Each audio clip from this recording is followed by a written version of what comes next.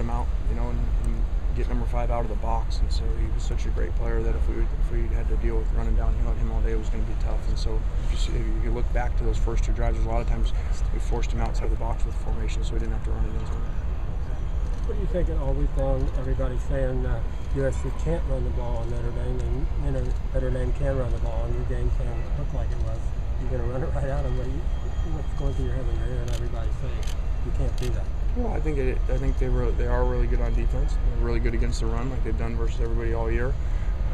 And I think you've got to take a different approach with them. If you just try to go downhill at them, you're going to struggle, especially with our inexperienced offensive line. So if you go back, like we were just talking about, the first 2 series, you see a lot of spread out runs, a lot of different looks from the shotgun, and getting number 5 outside of the box. Because when we're watching a film, you just line up in normal formations and come downhill, you're not going to have very much success. And so we had to kind of do a bunch of different stuff that we hadn't done really before, that really wasn't normal in our system. What went into the decision to suspend Dylan Baxter? Well, my statement was made, and there was no word in there use suspension. So, like I said in it, like the last sentence, we're done talking about it. Well, how is this different? You didn't read the last sentence, did you? How is this different than? You obviously didn't read any of it. You had a suspension to it. I read all of it. Was suspension in there? Well, he's not with the program. You said he's not with the program. Wouldn't that indicate he's suspended? Like I said, we're focused on the guys that are here. We're focused on getting ready to play maybe the best team in the country. But in the past, when a guy has been, taken aside for whatever reason, you've expanded on it. You've talked about their need to kind of get stuff back together, and then they'll rejoin the team. Will he rejoin the team? Well, this is all about no distractions, and so it's why we're not answering questions. We don't want our players, we don't want our coaches dealing with it. Our team has had great focus over the last couple weeks on the road, and the last thing we want to do is get distracted. And so we're focused on what we're doing right now, which is preparing to play the number 1 team in the country, probably. Has he talked about transferring, or have you suggested? Like I said, I'm not talking more about it. Where would you put Robert Woods in the Blitnikoff race right now? Well, not very high up if he doesn't practice. Robert didn't practice today, and so hopefully he'll be healthy this week. But outside of that, he's played really well. And I think the thing that's special about him is he's not as big as some of those other guys, which obviously when you're bigger it makes it easier because those catches that he's having to dive for are right in stride. But his ability to line up at so many spots, he did it all again. He even actually started running routes from the backfield in that game, that we usually use the smaller running backs to do. Do you have an injury? He's got a couple of them. Do you have an injury report today? Yeah, Robert did not practice, and Torrin Harris did not practice. Everybody else did something for the most part. What do you know about George? I don't. When you get into this kind of big environment with for lack of a better term, a showcase game with Luck and with Matt, do you talk to Matt at all about not getting caught up in it or not trying to do too much because of this particular environment? Yeah, definitely. Later in the week. Right now it's just about preparing. That'll be decision making on game day, and so we'll talk to him about that, especially because of how well he played last year. And it's not his fault he didn't start the clock. It's not his fault that we didn't stop him in 2 minutes. He did everything he could do to win that game, and so we got to make sure that he just continues to play the same way and doesn't try to force it and try to win it, because he's not playing against Andrew. You've developed a lot of quarterbacks. What makes Matt Barkley so different? I don't know that he's really different. We've been fortunate to have great ones here, a couple Heisman winners. So I think he's right in the lines of them. He prepares as well as any of them ever have, and his focus for the game, want to be great, is as good as any of them. Is there anything that stands out with him versus other players that you've helped coach? No, I just think he does everything right. And where I think maybe that there was a flaw in somebody that you're always trying to change it. He really is. Just does every aspect of what you want on and off the field, right? When people sort of look at this game, they say, USC almost beat Stanford last year, and USC is better this year than last year. Do you think Stanford is better this year than they were last year? Well, they're playing better if you look at the margin of difference, and I think that's unexpected. I think everybody thought there'd be a drop-off. They lost some players. They lost part of their coaching staff, including their head coach, which was what had made their team special. Jim coming in there and completely changing their mindset of how they play and their belief that they can go beat everybody, and it showed up.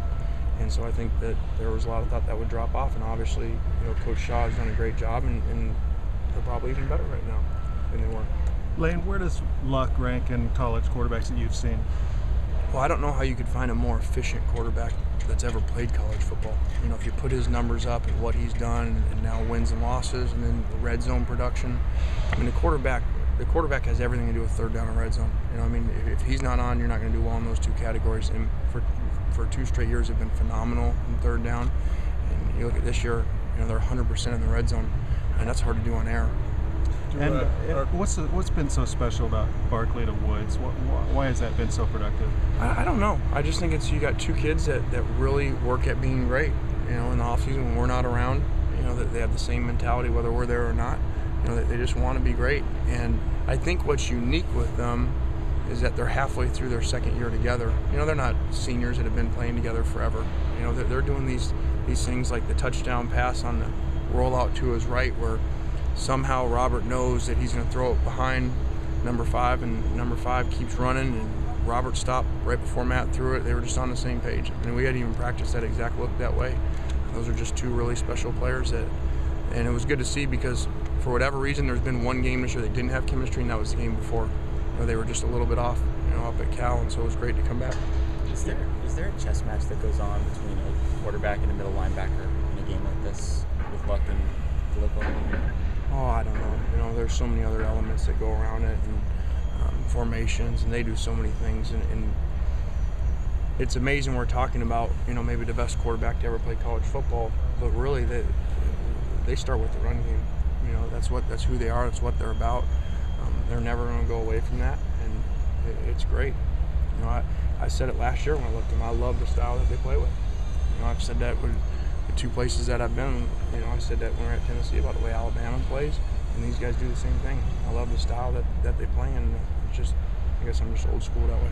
You know, you're a coach that said Notre Dame has no weakness. Now you're saying that Luck might be the best college quarterback in the history of college football. Is that, you truly believe that, or are you saying that just to kind of put some pressure and expectations on him? No, I do believe that, and I'm not the only one. I mean, people have been saying that for 2 years. You know, that you know, you hear draft people say he's the best quarterback prospects, you know, since Elway, and so those are big. You had a team come out and say before the guy declared he's going to be the #1 pick of the draft and that was after his sophomore year, and I can't imagine that's been said many times ever. Coming off a big win under the national spotlight again, how do you feel about the future of your program going forward, given the scholarship reductions and everything that you're facing? Well, I feel really good. I mean, I think what Trojan fans should be excited about, you know, we went into South Bend and played 45 initial scholarship players in that game. And so I think everybody's concern is what's coming and the reductions, and so we're already getting practice at it. So it's good to see that we can perform at a high level with those type of numbers, and we've been dealing with stuff like that for 2 years already. You threw Galton in a bit at the right side. Is that because our team is slack production, or what's your mentality? No, just really that's, you know, where he should be anyway, and you know, that puts Martin Coleman on the other side. We were just trying to, you know, get Marcus Martin going a week ago after coming off a subpar game. And our guards actually, I think, were probably the biggest key to that game. You know, the 2 guards played really, really well in South Bend. Marcus played his best game by far, and John played his best game by far, which was great to see. Lane, are you not saying what Robert's injury is? He's got a couple of them.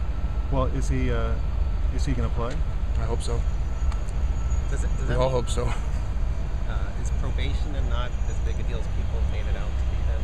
Well, I just think if you look at that, you know, when you look at a team that, you know, 6-1, and you know, none of those teams are playing, you know, with free agency haven't happened to them and the reductions and stuff. So I just think it's good for our fans, you know, that you know, I've read so many things over the years about how bad it's going to get and how bad it's going to be, and you know, to come to play like that, you know, with that few players is really good to see.